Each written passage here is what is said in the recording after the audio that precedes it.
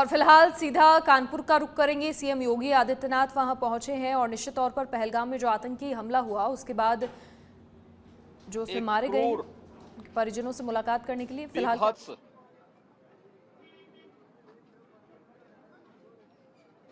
कायराना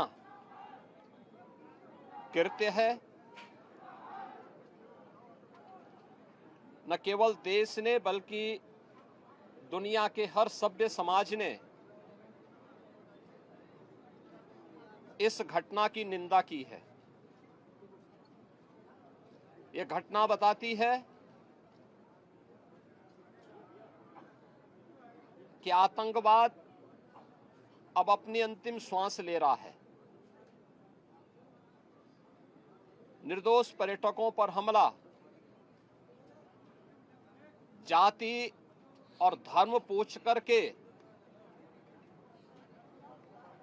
बहन बेटियों के सामने उनके सिंदूर को उजाड़ा जाए,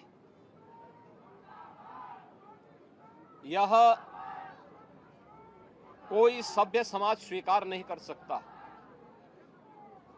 और खास तौर पर भारत के अंदर यह कतई स्वीकार्य नहीं है।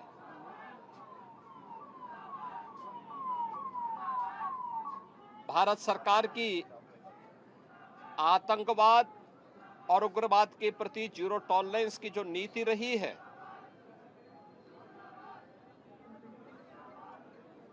वह प्रभावी ढंग से आतंकवाद का नेस्तनाबूद करेगी। और आपने देखा होगा कल इसकी शुरुआत इसके ताबूत पर अंतिम कील ठोकने की शुरुआत हो चुकी है।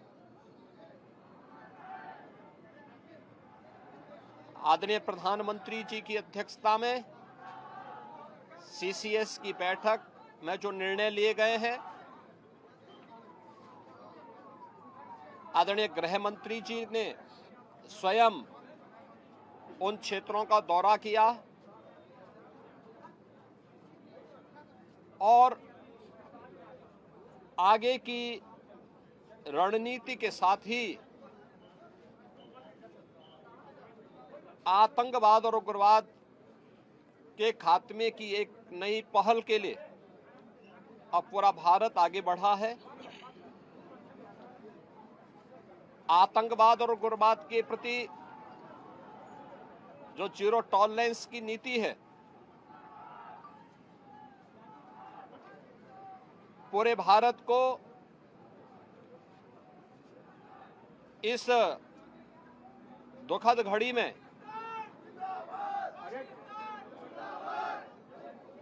प्रधानमंत्री मोदी जी के नेतृत्व पर विश्वास करना चाहिए।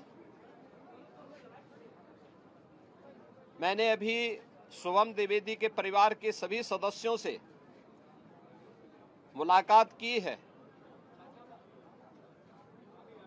उनके पूज्य पिता से मेरी कल भी बात हुई थी और रात्रि में ही उनकी बॉडी यहां पर आई है। पार्थिव शरीर अंतिम संस्कार की प्रक्रिया के लिए आगे प्रस्थान कर रहा है। परिवार दुखित है। शुभम द्विवेदी परिवार का एकमात्र पुत्र था। 2 महीने पहले ही उसकी शादी हुई थी। परिवार दुखित है। मैं दिवंगत आत्मा की शांति की कामना करता हूं। परिवार के लोगों के प्रति हमारी पूरी संवेदना है। दुख की इस घड़ी में पूरा देश इस अमानवीय और बर्बर कृत्य की निंदा करता है और इस बात के लिए भी हम आश्वस्त करते हैं कि जिस तरीके से वहां पर जो कृत्य उन आतंकवादियों ने किए हैं। हिंदू मां बहनों के साथ जिस प्रकार की बर्बरता उनके सामने ही उनके सिंदूर के साथ किया गया है, इसी प्रकार से आतंकवादियों और उनके आकाओं को उसकी सजा जरूर मिलेगी, इसमें कोई संदेह किसी को नहीं होना चाहिए। मैं पूरे परिवार, हम और हमारी पूरी सरकार, डबल इंजन की पूरी सरकार पीड़ित परिवारों के प्रति साथ खड़े हैं। याद रखना, ये डबल इंजन की सरकार है और ये सरकार इस प्रकार की किसी भी बर्बर और अमानवीय आतंकी घटना को लेकर, उग्रवादी घटना को लेकर के जीरो टॉलरेंस की नीति के तहत कार्य करना जानती है।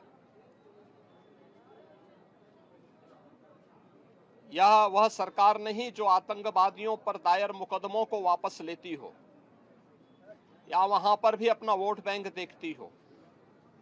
पूरी सख्ती से ऐसे तत्वों